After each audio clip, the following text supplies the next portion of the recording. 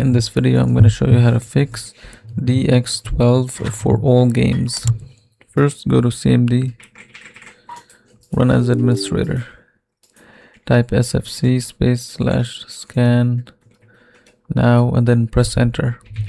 This will take a few minutes, and after it finishes, just close this down. Next, go to settings.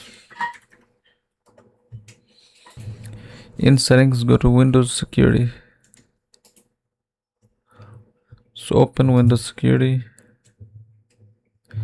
go to Virus and Threat Protection, manage settings, and disable real-time protection temporarily, and see if it fixes the issue.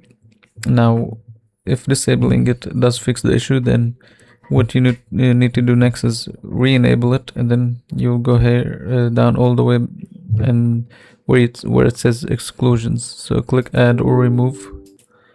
So what you'll do here is add your game to be excluded from this security. So click add and then click file. Then find your game, browse the installation folder.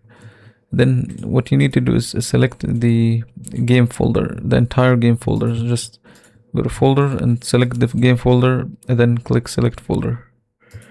And this way the game won't be detected as a threat.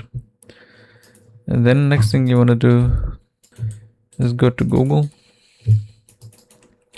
type in DirectX user runtime download. Go to this website, click download the web installer, and then you will have to run the installer. So just run the setup normally, click yes, and then accept, and then click next and just download it normally. And after it downloads, just make sure you restart your computer, and this should fix it.